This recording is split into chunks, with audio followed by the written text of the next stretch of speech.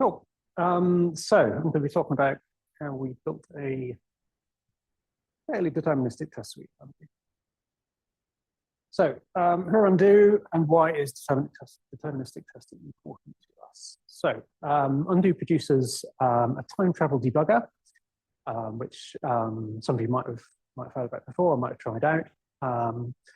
This enables what we call agentic debugging for C, C++, various languages in Linux. So that agent could be you, it could be an AI agent, but yeah, both options. So from Undo's point of view, so we want to get our product adopted, and that is to a big extent gated by product quality. So it needs to work. So it needs to do extensive testing of it. Testing under a certain amount of developer time pressure means that there's kind of potential for flakiness creeping into our test suites. And that flakiness can lead to quality escapes, delayed releases, increased testing costs, that kind of thing, all kinds of badness we need to avoid.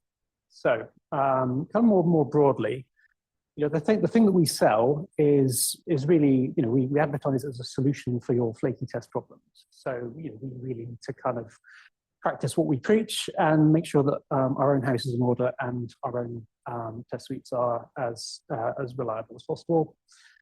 But secondly, I get this impression that test flakiness is really an industry-wide problem. Undo has kind of suffered from it in the past, but a lot of the people that we speak to have flaky tests, and to some extent, kind of throw up their hands and they don't know what to do about it. So I'll say a bit about Undo. So when I started in 2014. We somehow got to a single test file with about 800 test cases in it. We're testing across about 30 different test platforms and configurations. We had about 30,000 tests being run in every release gating test run. And good test runs, so the bad ones were maybe like kind of 4% failures, and the good ones, the ones that were good enough for us to make a release, had about 0.5% failure rate. So that's about 150 test failures every time we made a release. And we didn't have the time really to go into all of those 150 failures and determine, okay, which were the ones that are really problematic and which ones aren't. So this was a bit of an uncomfortable situation really. So these days, we've got a lot more tests. We've actually got the same, about the same number of different test platforms and configurations, but I'd argue that they're a bit more appropriate now than they were before. So, and a release gating test run, there's about 170,000 test executions. I counted them earlier today. And, a good test run, we're now at the point where a good test run has 0 failures. And, if we run one of these, we're now in the position where you can run that release gating test suite a few times a day. So, on a typical day, if you take into account our merge gating testing as well, we're probably running, 1 million tests. And the point there is that, if you're writing tests that, fail maybe kind of 1 in a million times, maybe you've got some little bit of flakiness that mostly doesn't cause a problem, but like maybe in 1 in a million runs, it actually fails. Then, if you're running 1 million tests a day, then you start to see those kinds of problems cropping up. Pictures wise, yeah, here's a picture of Nick back in the shed in 2014, and this is us. I think January this year. So yeah, we've come a long way. So right, this duck. I'm not sure if this is the original duck, but we, one of the problems that we had early on is that we couldn't run multiple sets of merge gating tests in parallel because we had this test infrastructure that was basically a bunch of machines in the room there with us, and if too many people were running tests at the same time, you'd start to get a lot of flakiness creeping in. And so we had this idea that if you're gonna run pre-push, you have to hold duck, and it was all a bit ropey and horrible. So over the years, we've done a lot of work to get away from that situation. I'm going to talk a bit about what kinds of things we've done. So a big part of it, particularly early on, was about just making our tests better. Along the way as well, we kind of did some kind of ring-fenced bug fixing work in the product itself, to get rid of a certain set of issues.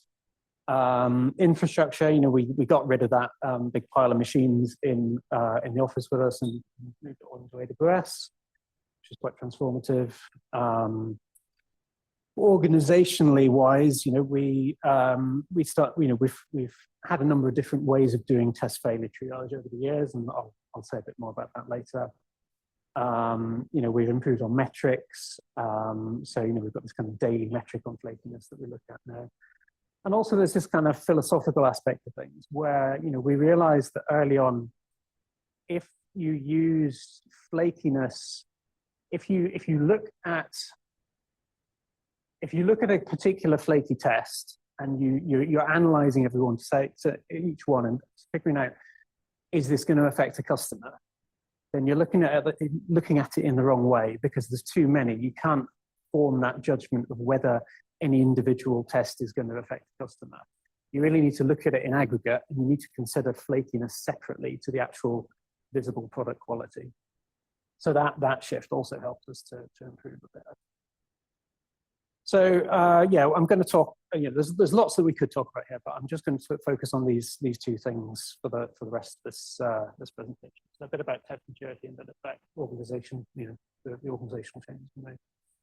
So test maturity. So one of the kind of big things that we did was to try and get rid of a bunch of assumptions in our tests. So we adopted this position that tests should only sleep when waiting for a specific condition in a loop, because this is something that, if you ask, Claude Code to generate tests for you, often, it will add sleeps in, and it's been badly trained. You need to kind of tell it, no, you mustn't do that. So, we had kind of, things that looked a bit like this, where, you'd ask the debug to start and continue, and then wait for 10 seconds, and then expect it to have reached some point where it had actually done some work. The problem is in cloud-based testing on AWS, a machine can just go to sleep sometimes, 1 in a million times for 10 seconds. Maybe the instance is being migrated to a different physical host or something like that. So these kinds of things start to cause problems. So we started doing this kind of different way of doing things, where you just tell it to just continue and basically keep doing this until the debugger has advanced. So I'm not saying on what time scale it's done that, but I just say that at some point in the future I want it to have reached this point. So failing safely. So something that you might have in a test. If you're expecting to be able to run lots of finish commands to get out of your stack and kind of exit the program, you just have a loop here which just tests only at the end. No, if not, keep finishing. But if your debugger goes wrong and actually it doesn't advance, then that's a loop that's just gonna run around forever and basically kind of screw up your test suite. So we started adding lots of code like this, where if you've got a loop that could not terminate, then we just add a timeout to make sure it does. Right, another thing that we had a lot of early on is this kind of ad hoc performance testing. So we'd have a test where you time the you expect the debugger to be able to step within a certain amount of time, and maybe I've used 10 seconds here again. But again, if you're running lots of tests in parallel, and you're migrating to maybe different AWS instance types over time, performance characteristics change. Using specific numbers like this starts to go wrong. So what we do these days is we have actual infrastructure where you can kind of record the amount of time that things take over time. We save it to a database. It gets graphed in Grafana. And then we've got some thresholds, so you can say, right, okay, generally it takes about like 5 seconds, but with the thresholds at 7.5 and 2.5 seconds, or whatever, to make sure that we're within sensible bounds. So this is another thing that we've done over the years to try and improve things. And there's a whole bunch of other things that that we've kind of realized and kind of codified and said, right, thou shalt do these things to ensure that your tests are reliable. And I guess the other point I'd make here is that you really need to be doing code review pretty diligently for this to work. So in the early days, I was at one point I was reviewing every new test that was added, and I was looking for these race conditions, looking for these timing assumptions, and eventually I kind of wrote up this document saying these are the things that we need to be doing. Kind of socialize that within the team, and these days I'm not reviewing tests anymore because we're all kind of doing it much better, I think. So what's the kind of net result of this? So this is a graph showing the duration and the failure rate of our merge gating test suite. At this point in time, I think we just introduced merge gating testing, which was somewhat more intensive than the pre-push gating testing we had before. So it was kind of artificially a bit rubbish. But basically over time, by applying these kinds of principles, we managed to get things to a much better place. So where we are now is that the failure rate here is so low that we don't need to be measuring it anymore. Unfortunately, duration has regressed a bit, but that's a problem for another day. So what about release gating testing? So this is different because you don't have that kind of feedback loop where people are running their merge gating testing to see if they can kind of merge their code, and they'll see failures and investigate them, and there's a kind of social pressure to keep that working well. So release gating, you've got the release manager, which is basically me. Looking to see if we can make a release, and we've got so many tests that we can't run them all at merge time. We've got to be running some of them, overnight or in a kind of longer batch. And this is a bit of a tougher nut to crack because so the green line here is basically higher is better, and this indicates the number of green runs that we that we would expect to see per month at the current failure rate. So the key thing here is about getting failures assigned really quickly, and then getting them fixed really quickly as well, as far as possible. So just to get failures assigned quickly, we need a really good triage process, and I think there's 4 things that we have kind of realized that we needed over time. So the first thing of those is, first of those is it needs to be scalable with team size. It needs to be owned, not necessarily by a single person, but there needs to be a kind of a general sense of responsibility for the process working well.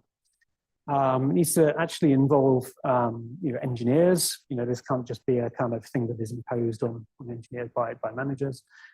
And the leads, the managers, they need to be involved as well, because something that a way that this can fail is that you have someone coming in at the side and saying, hey, there's this overnight failure that I need you to look at, but then their lead is saying, oh, but hang on, this customer has this problem, and so then who does that person listen to? And inevitably that way overnight failures can get ignored. So different approaches we've taken to test failure triage over the years. So initially we were just rotating the kind of what we called Mr. Overnights. At the time it was there was only Misters, but that thankfully did change.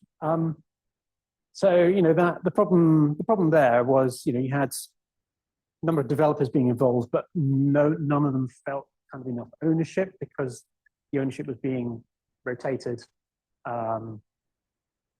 It didn't really work very well, basically. So eventually the kind of rotation stopped on me, and I was just doing it all the time. But then I wasn't really, it suffered from this problem of me saying, okay, we got to fix this thing, but then other people were saying we need to do other things. So we moved to this approach of having kind of defined groups of maintainers for different parts of the product, which was all a bit more scalable. It was, there was this kind of sense of ownership amongst individual kind of people responsible for bits of the code. But again, there was still this thing that the maintainer teams didn't really align with the actual kind of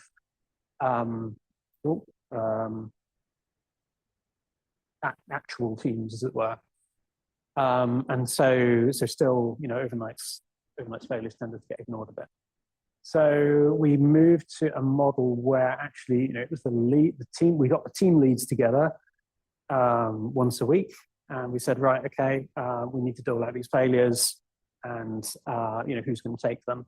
The problem at this point was that because the developers, the engineers weren't involved, it wasn't really clear who should own a particular failure. And so, we'd have this meeting, and it's a bit like, well, I don't know, maybe someone could take that. It just didn't really feel right. So, what we're trying now, which we hope will tick all these boxes, is a kind of team-driven approach where actually we're basically saying, particular teams are responsible for particular sets of tests.